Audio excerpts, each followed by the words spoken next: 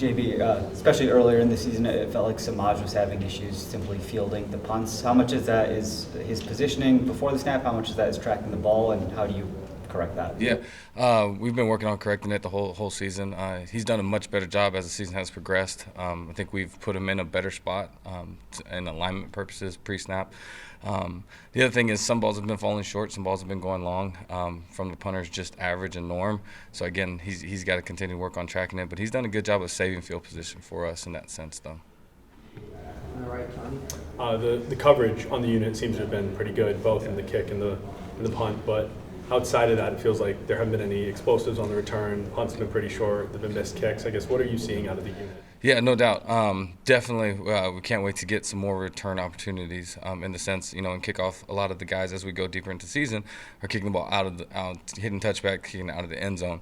When we get our opportunity, we just need to take advantage of it in the return game, and then continue just to work on the consistency of punt, of getting it downfield a little bit further. But I think we're doing a better job of covering this year than we did last year even. Why is it that the punt distance, I know there have been two different punters last year, but it feels like it just hasn't been there. Yeah, no, definitely. You watch Hudson in practice, and he's doing a phenomenal job. He's becoming that guy. He's working on the transition from becoming the backup to now the starter. I think you see 13 out of his 22 punts this year have been where we want them to be.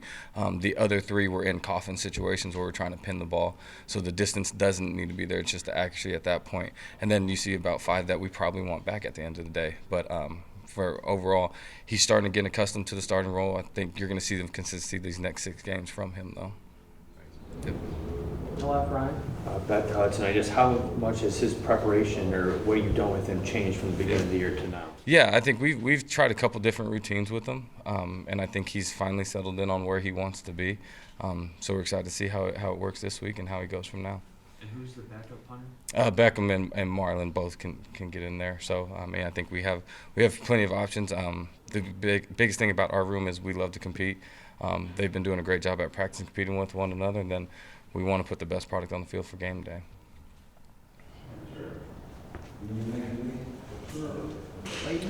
The Luke Bauer situation kind of catch you guys off guard, and was it too late to get a little bit. At that point in the recruiting season, it was hard to get back onto somebody else. But we got Hunter Robertson out of it, and he's done a great job. So love Hunter. I'm glad he's here. We're excited with where our room's at right now. Would Hunter be 4th then? Yeah. He's also working in the mix as well. So sorry to put him out there, but yeah, Hunter, Beckham, all those guys are in there.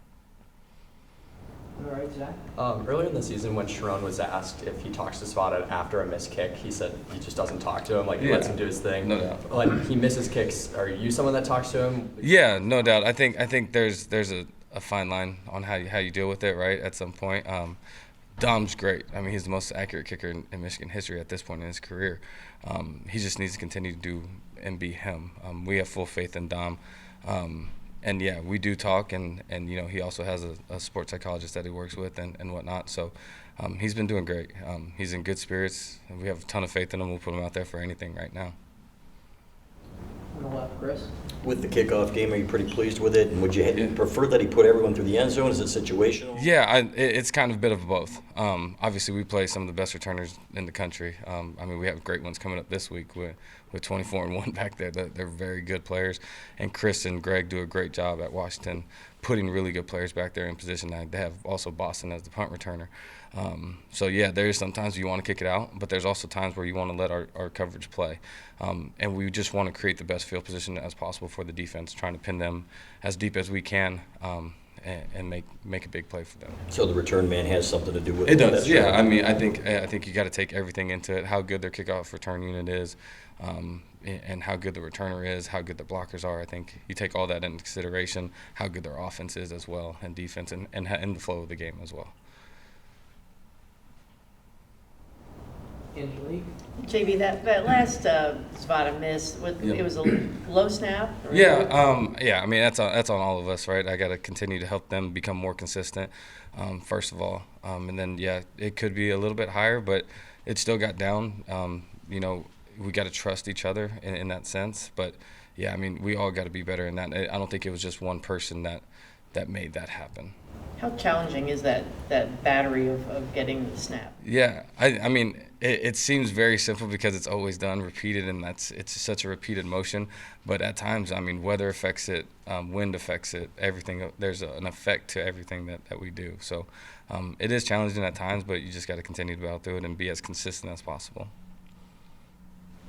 Andrew? With Beckham, I mean, the soccer to kicking in football thing is typical, I guess. But the fact that he was a professional athlete for some time, is that helpful at all? Or? It is because he brings a different mindset to the room in that sense.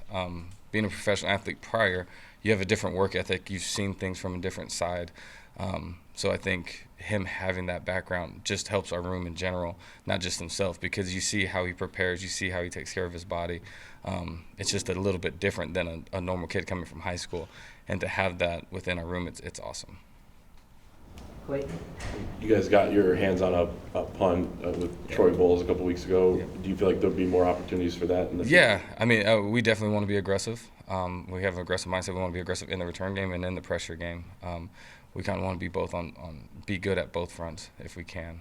But yeah, if the game allows us to, the game situation allows us to, we definitely want to be able to do that. And how good has Troy been? It feels like he's really emerged. He's been awesome.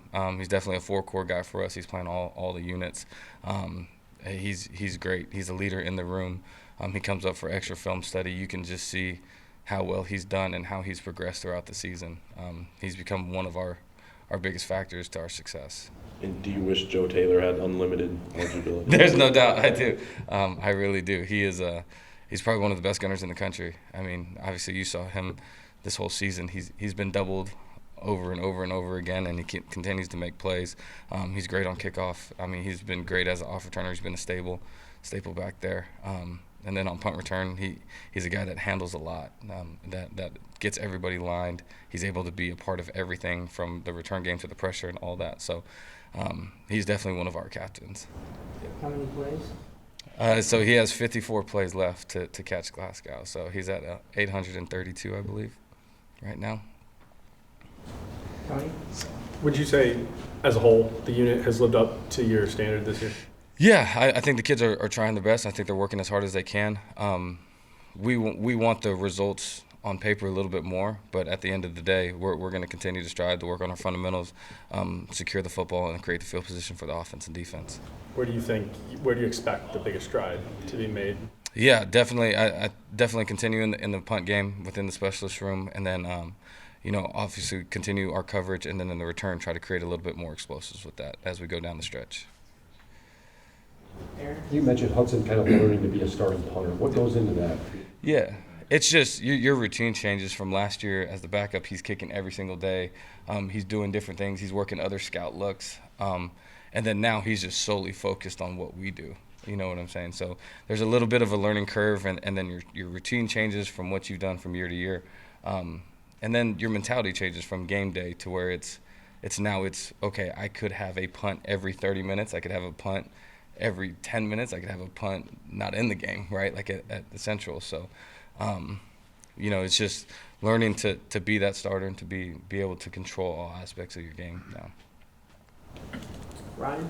When you're studying other teams for special teams ideas, is it more college or do you just NFL as well? Yeah, we look at both parts. We look at both college and NFL.